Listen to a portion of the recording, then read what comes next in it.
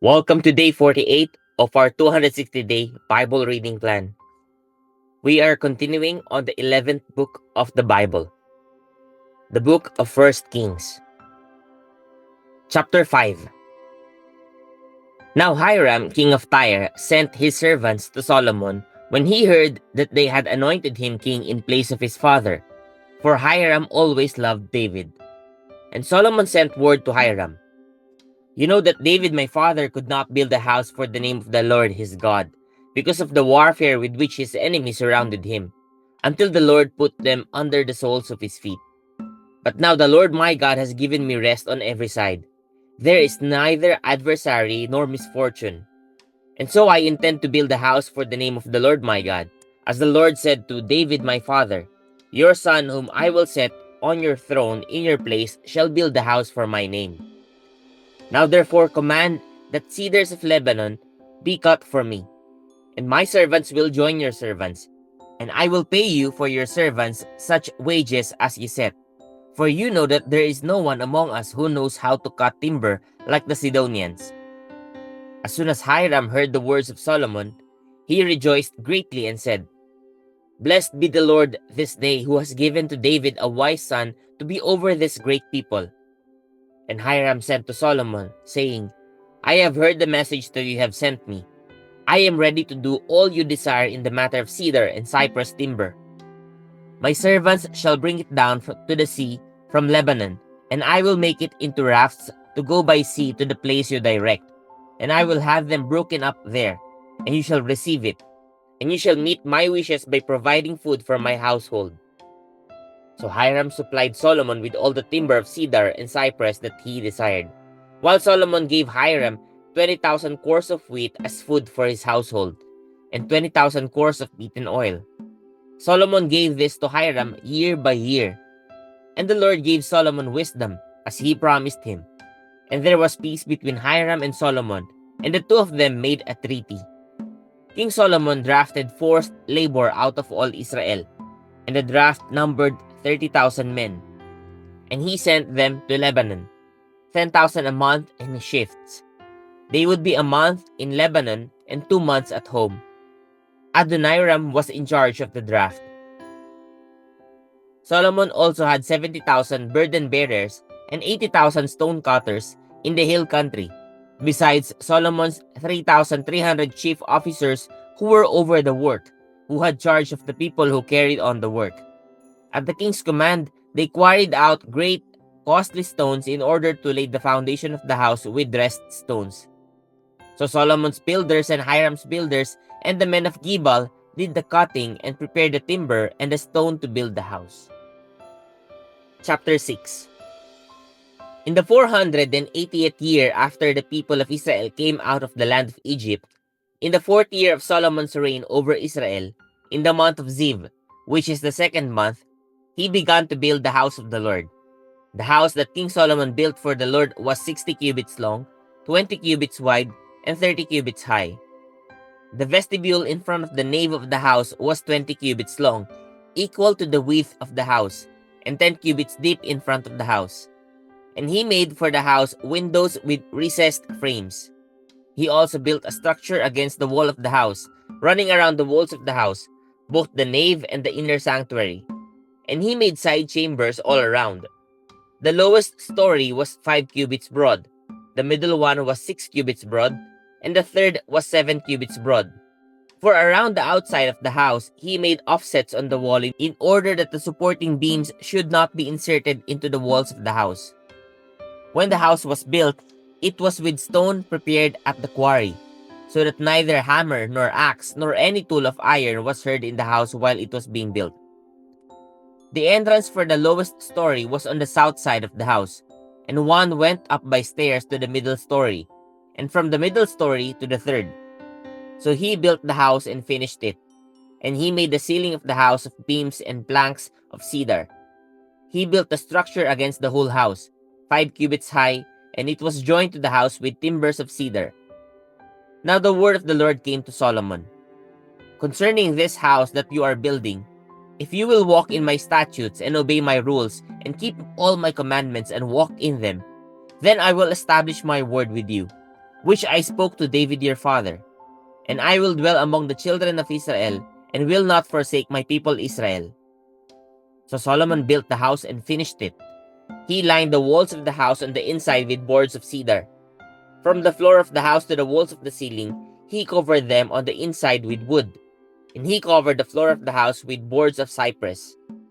He built 20 cubits of the rear of the house with boards of cedar from the floor to the walls, and he built this within as an inner sanctuary, as the most holy place. The house, that is, the nave in front of the inner sanctuary, was 40 cubits long. The cedar within the house was carved in the form of gourds and open flowers. All was cedar. No stone was seen. The inner sanctuary he prepared in the innermost part of the house, to set there the ark of the covenant of the Lord. The inner sanctuary was 20 cubits long, 20 cubits wide, and 20 cubits high, and he overlaid it with pure gold. He also overlaid an altar of cedar.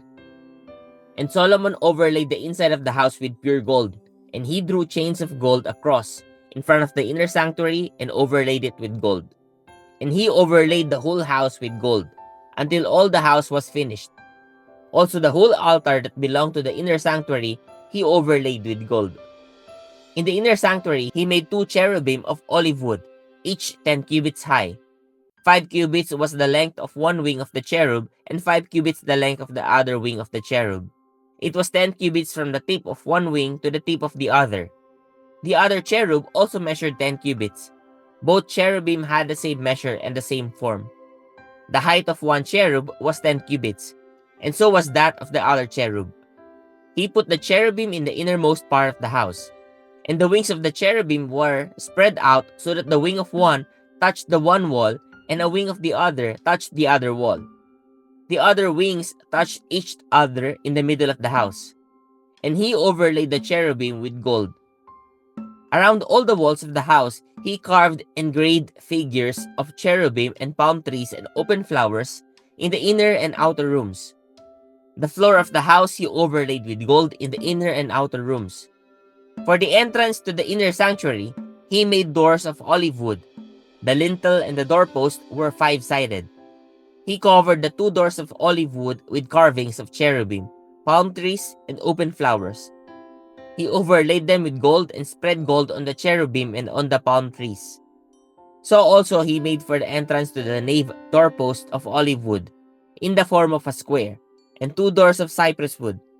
The 2 leaves of the one door were folding, and the 2 leaves of the other door were folding. On them he carved cherubim and palm trees and open flowers, and he overlaid them with gold evenly applied on the carved work. He built the inner court with 3 courses of cut stone and 1 course of cedar beams. In the 4th year the foundation of the house of the Lord was laid, in the month of Ziv. And in the 11th year, in the month of Bul, which is the 8th month, the house was finished in all its parts, and according to all its specifications. He was 7 years in building it. Chapter 7.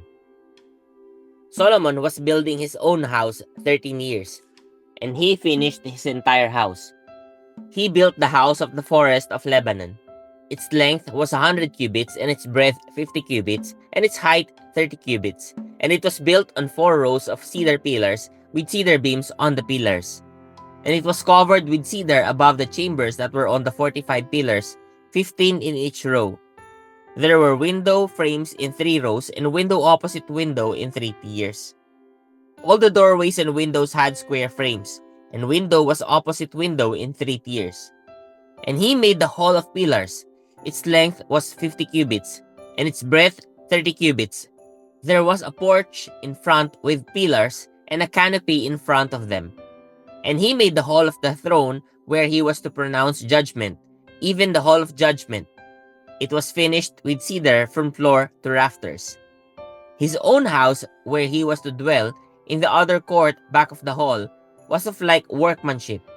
Solomon also made the house like this hall for Pharaoh's daughter, whom he had taken in marriage. All these were made of costly stones, cut according to measure, sawed with saws, back and front, even from the foundation to the coping, and from the outside to the great court.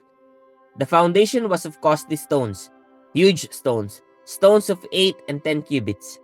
And above were costly stones, cut according to measurement, and cedar. The great court had 3 courses of cut stone all around, and a course of cedar beams. So had the inner court of the house of the Lord, and the vestibule of the house. And King Solomon sent and brought Hiram from Tyre. He was the son of a widow of the tribe of Naphtali, and his father was a man of Tyre, a worker in bronze. And he was full of wisdom, understanding, and skill for making any work in bronze. He came to King Solomon and did all his work. He cast 2 pillars of bronze. 18 cubits was the height of one pillar, and the line of 12 cubits measured its circumference. It was hollow, and its thickness was 4 fingers.